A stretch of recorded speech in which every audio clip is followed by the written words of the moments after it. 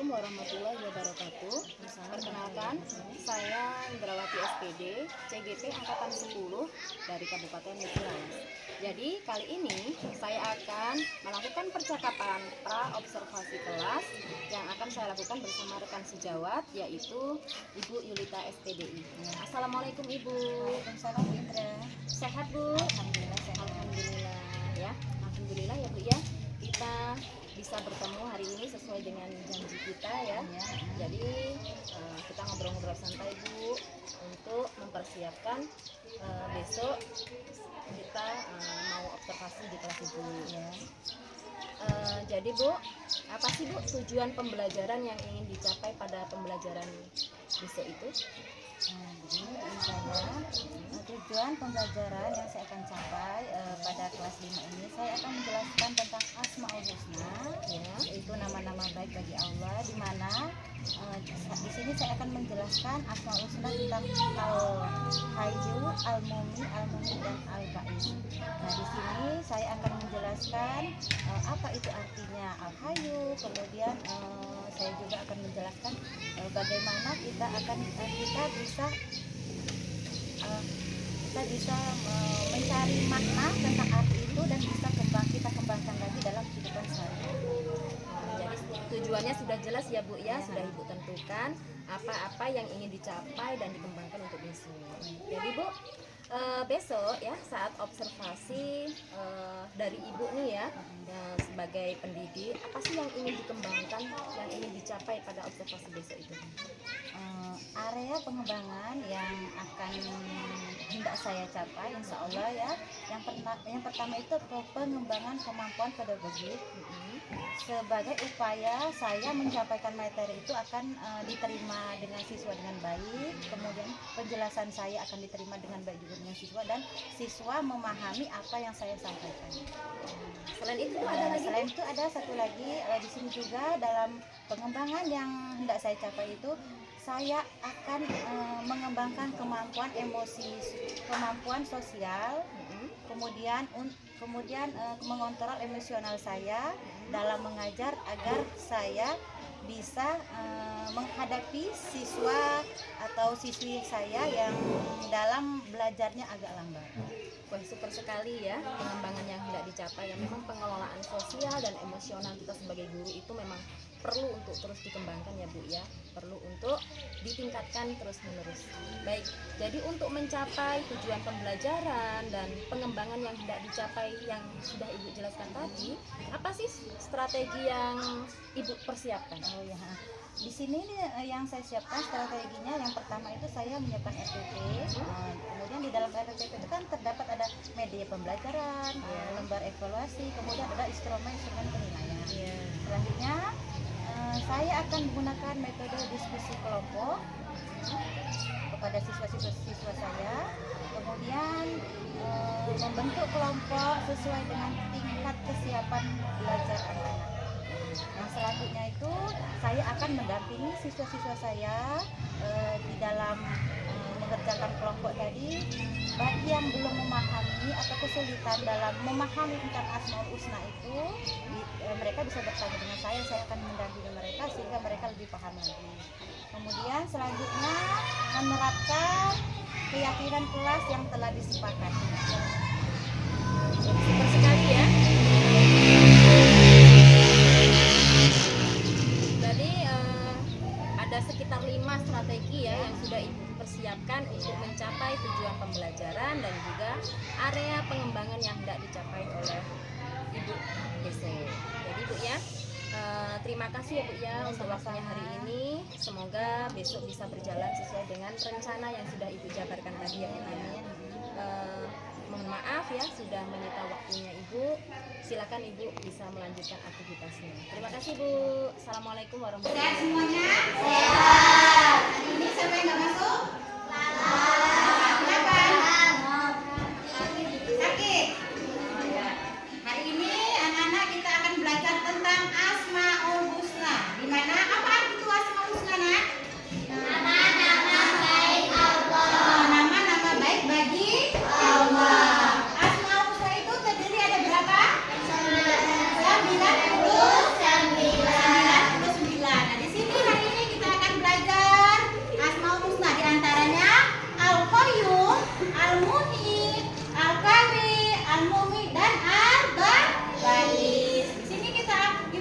menerangkan dulu masalah al-qayyum.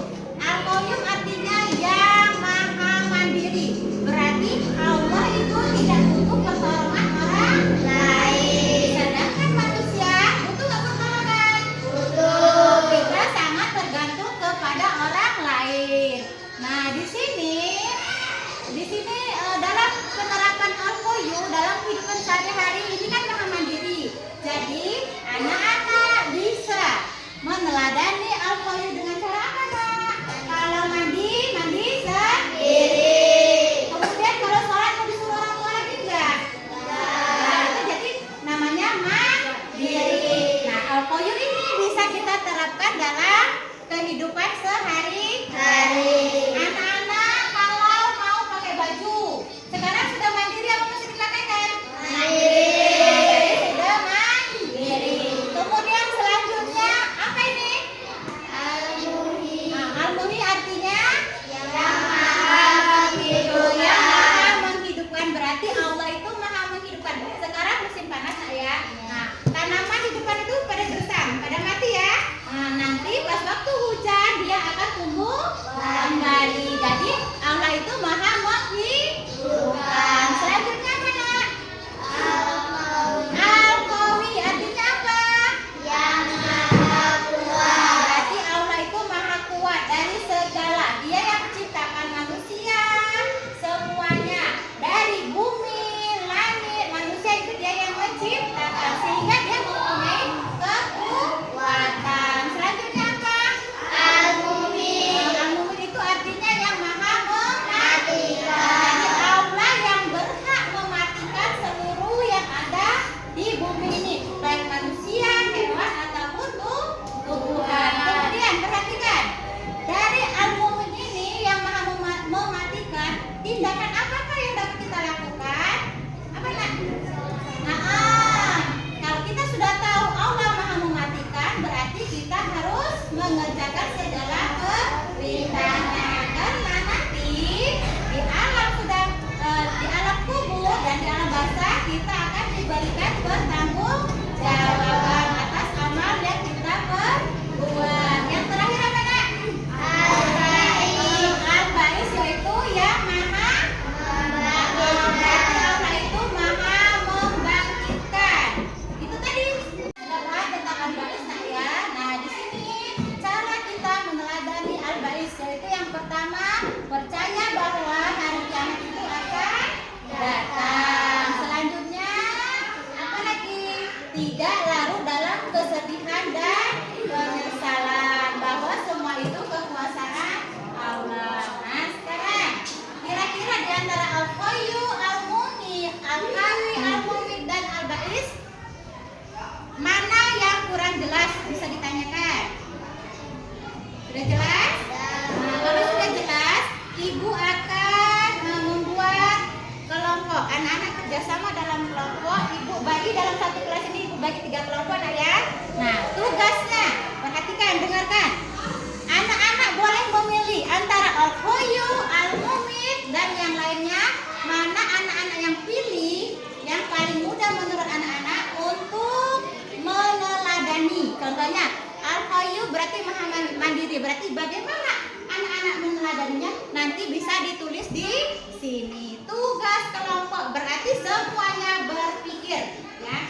Kelompok berarti semuanya berpikir. Jangan satu saja yang berpikir. Berarti namanya kelompok berarti sama-sama. Sekarang silakan buat kelompok. Ibu bagi 3 ya.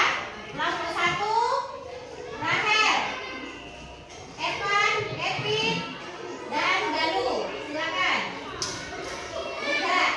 Nah, jadi kalian kelompok mejanya disatukan. Mejanya disatukan. Mejanya disatukan. Nah.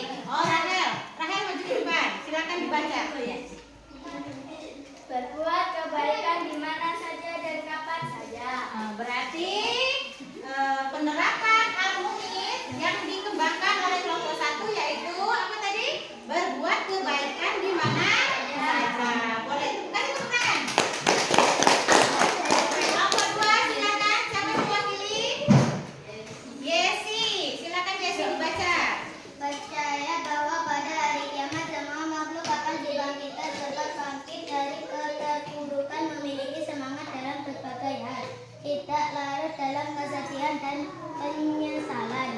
Berarti dari kelompok 2 Al-Ba'is penerapannya yaitu apa itu Nak? Percaya bahwa hari kiamat itu akan datang. Sehingga kita apa Nak? Harus apa?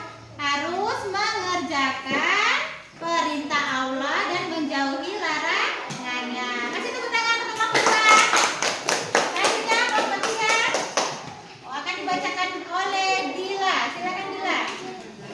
Al-Qayyum menerapkan dalam kehidupan sehari-hari, mengerjakan tugas sekolah tanpa disuruh orang tua, mengerjakan sholat tanpa disuruh orang tua, mencari sendiri pakaian suci. Berarti penerapan dari kelompok 3 dia mendapatkan bahwa Al-Qayyum itu maha mandiri. Berarti anak-anaknya mandiri dalam kehidupan sehari-hari. Kalau mau cari peralatan sekolah tidak menyuruh orang tua lagi, sholatnya tidak disuruh orang tua lagi. Berarti dia sholat sendiri. Kasih tepuk tangan ya. Nah, baiklah anak-anak. Tadi sudah kita sudah dijelaskan. Jadi anak-anak sudah paham? Semoga dari pelajaran hari ini bisa diterapkan dalam kehidupan sehari-hari. Sekarang anak-anak silakan istirahat.